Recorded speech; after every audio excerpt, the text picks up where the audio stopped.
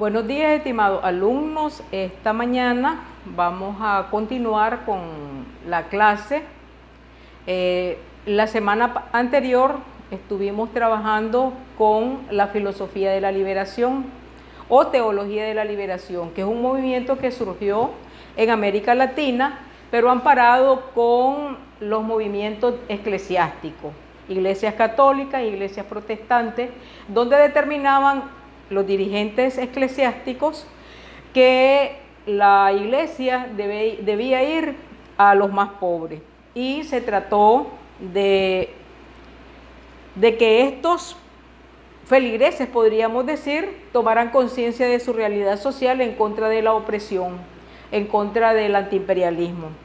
En Nicaragua nosotros también tuvimos ese movimiento, muchos sacerdotes se apegaron a este. Un ejemplo de la existencia de este movimiento en Nicaragua fue la misa campesina de Carlos Mejía Godoy, ya muy importante en el contexto histórico-social que vivió Nicaragua en la lucha contra Anastasio Somoza Debayle, presidente de Nicaragua. Hoy vamos a introducir lo que es el pensamiento filosófico nicaragüense. Igual que el de América Latina, es incipiente, tiene poco desarrollo, pero eso no quiere decir que no exista ideas, formas de pensar de los intelectuales y no intelectuales acerca de la realidad social, política y económica que ha vivido nuestro país a lo largo de la historia. Hoy nosotros vamos a ver un poco algunas características que especialistas nicaragüenses han determinado. Vamos a trabajar también con algunos autores que ustedes en su material de estudio ya lo tienen y van a realizar actividades. Yo les voy a mencionar algunos otros que representan, podríamos decir, el quehacer de pensar en la realidad cultural, histórica de nuestro país. Entonces nosotros tenemos aquí el origen del pensamiento filosófico nicaragüense. De manera personal, yo determino que nuestro pensamiento inicia desde nuestros aborígenes, porque ellos interpretaron su realidad y desarrollaron una cultura. Presencia de esa cultura la tenemos podríamos decir, en los vestigios que aún se conservan. Pintura en paredes, tenemos vasijas, todo eso es parte de la realidad antes de la llegada de los españoles. Posterior a la llegada de los españoles, yo puse ahí el origen, el pensamiento indígena nicaragüense, que está, podríamos decir, representado por una obra que surgió en tiempos de la conquista, que es el huehuense, que ya vamos a hablar un poquito de él. Esa es la primera etapa o la primera reflexión que se hizo de nuestra realidad. El segundo momento es en el siglo XIX, después de la independencia, donde los constructores del Estado trataban de llenar el vacío de poder dejado por España. Con la independencia, todos los pueblos centroamericanos y también latinoamericanos quedaron a la deriva. O sea, nosotros teníamos una estructura colonial dependiente, y toda esa estructura administrativa, económico-social con la independencia quedó en el aire. Entonces los jefes de Estado, los dirigentes que promovieron en ese momento la independencia de Centroamérica y por ende de Nicaragua, estaban en el vacío, estábamos a la deriva, y por lo tanto, ¿verdad?, se tuvo que tomar el rumbo. En este contexto nacen las dos primeras corrientes políticas nicaragüenses, el liberalismo y los liberales y los conservadores. Estos representantes se motivaron, podríamos decir, con las ideas de la Ilustración francesa, que era un avance, podríamos decir, en esa época en Europa, y también de otras corrientes revolucionarias. Aquí es donde surgen las famosas paralelas históricas prácticamente, ¿verdad? Ahí tenemos esa primera etapa. Otra tercera, podríamos decir, aspecto del origen de nuestra literatura las primeras décadas y la segunda mitad del siglo XX, donde surgen diversas corrientes como el nacionalismo revolucionario de Sandino en el contexto de la lucha antiimperialista. Esta corriente determinó, podríamos decir, a su representante, Augusto César Sandino, quien en lucha contra la intervención norteamericana en Nicaragua, marcó un hito, podríamos decir, en la historia de Nicaragua, y no solo en la historia, también en el pensamiento, porque él analizó la realidad nicaragüense y también escribió, ¿verdad?, sobre ella, que existen muchos escritos de él tomando en cuenta ese contexto histórico. Después salió el socialismo cristiano y el sandinismo, siempre inspirado en Sandino. Cada una surgió en circunstancias particulares. Cuando decimos circunstancias, nos referimos a contextos específicos e históricos de la historia de Nicaragua. Las características. Aquí, la primera característica nosotros tenemos que es la visión totalizadora. ¿Qué quiere decir eso? Que todo aquella persona que valora, que piensa, que interprete la realidad en general, política, social, económica. ¿Cuál puede ser una visión totalizadora actualmente? Nosotros tenemos problemas de salud, tenemos problemas económicos, problemas de protesta, ¿verdad?, en contra del gobierno actual.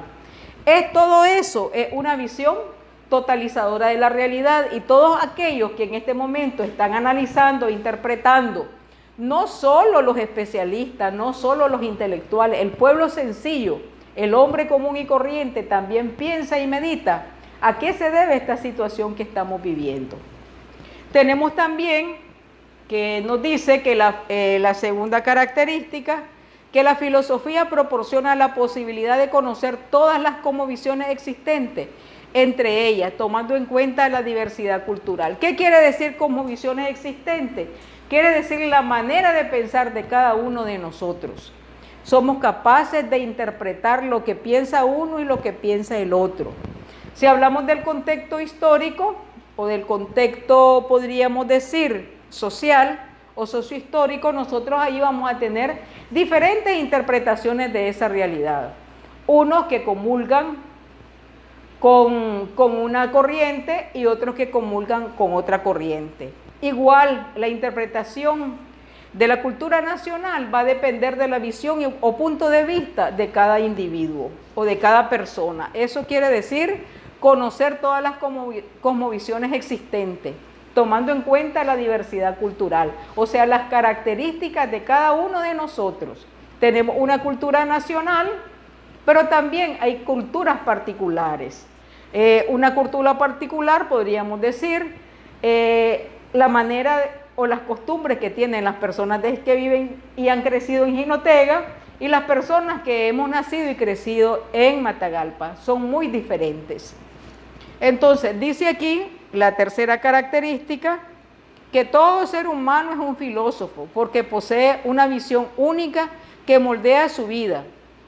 Todos los intelectuales que han reflexionado sobre nuestra realidad a lo largo de la historia. Cuando decimos todo ser humano, jóvenes, nos referimos también al hombre común, no solo al hombre especializado o estudiado. Toda persona tiene un análisis de la realidad, desde su perspectiva y desde su experiencia. Entonces, aquí nosotros,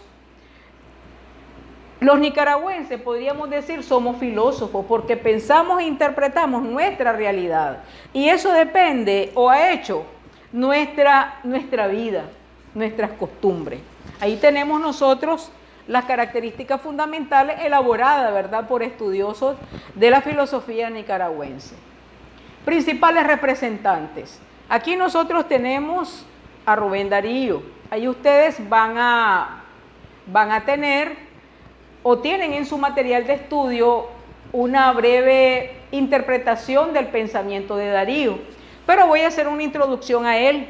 Rubén Darío, poeta, escritor famoso, ¿verdad?, representante del modernismo, no fue filósofo, pero sí poeta, ¿verdad? Pensador, analizador de la realidad social y política, no solo nicaragüense, sino que a nivel internacional.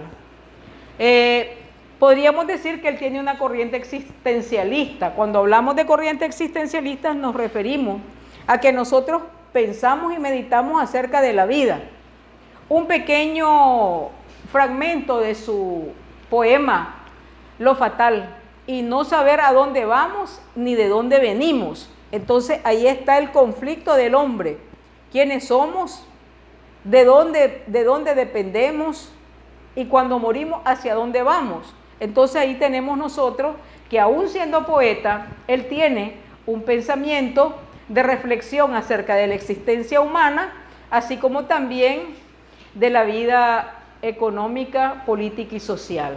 Por ejemplo, en el material van a tener ustedes su interpretación. Augusto César Sandino, igual, ahí tienen en su material de estudio una nutrida información acerca de él, el nacionalismo de Sandino, que por eso surgió ese movimiento en su contexto. Alejandro Serrano Caldera, uno de los filósofos e intelectuales, abogado, que ha abonado mucho a la ética y a la política en Nicaragua, así como también en la filosofía, ahí lo tienen ustedes en su material. Lo que quería comunicarles en función de otros representantes, como parte de la historia, nosotros tenemos el huehuense, dijimos, ¿verdad? El huehuense es una pieza surgida, ¿verdad? Podríamos decir, de un autor anónimo, en el momento, ¿verdad?, en que ya la conquista existe. Aquí nosotros tenemos que determina una crítica hacia la estructura económica, política y social de los conquistadores. Podríamos decir que también la resistencia de los colonos y de los indígenas ante el imperio impuesto. Emilio Quintana, otro poeta, escritor, ahí escribió Bananos. Él expresó en esta obra una crítica a las bananeras norteamericanas y cómo sojuzgaban a nuestros trabajadores del campo. Paulo Antonio Cuadra en el Nicaragüense, otro poeta. Aquí nosotros en Paulo Antonio y en esa obra tenemos la caracterización del nicaragüense, con sus costumbres, con su manera de ser y la preocupación, ¿verdad?, del destino del hombre nicaragüense. José Coronel Urtecho, otro poeta. Nosotros podríamos decir que él también se interesó por aspectos políticos y luchó a través del movimiento de vanguardia, que era un movimiento literario. Escribió mucho en contra del gobierno de Anastasio Somoza Debayle. Y hay muchos escritos de él en donde reflexionan sobre esa realidad social. Leonel Rugama es otro joven poeta revolucionario del Frente Sandinista, igual un joven que luchó, ¿verdad?, en contra de la dictadura somocista, pero que no era tampoco ajeno a la realidad social. Él escribió muchos escritos, El satélite de la luna, pero a mí me llama la atención que él habló sobre el contexto histórico de la gente que vivía o vive en Acahualinca, que la determinaba como la representación de la marginalidad urbana en nuestro país. Él en algún momento en ese escrito saqué un fragmento que dice que los hijos de la gente de Acahualinca no nacen de hambre y tienen hambre de nacer para morirse de hambre. ¿Qué nos quiere decir aquí el autor de manera indirecta? Que los hijos de los pobres o de los marginados en Acahualinca nacen del amor. ¿Y por qué se mueren posteriormente? Mueren de hambre a causa de los opresores, a causa de las políticas del capitalismo intervencionista en nuestro país, ¿verdad? Pedro Joaquín Chamorro, periodista, igual escribió muchos editoriales en contra de la dictadura de Somoza, analizó el contexto histórico-social y podríamos decir, la denuncia a través de su periódico La Prensa. Es el esposo de la expresidenta de la República, doña Violeta Barrios de Chamorro, que igual dio su vida por defender, ¿verdad?, al pueblo nicaragüense. Entonces, este es un panorama general de todos los escritores nicaragüenses que, sin ser filósofos, han meditado y han escrito y han puesto en sus obras la realidad política y social en que les tocó vivir. Entonces, ahí terminamos nuestra exposición. Ustedes tienen 3 autores que van a analizar para concluir lo que es, ¿verdad?, la filosofía nicaragüense. Muy buenos días.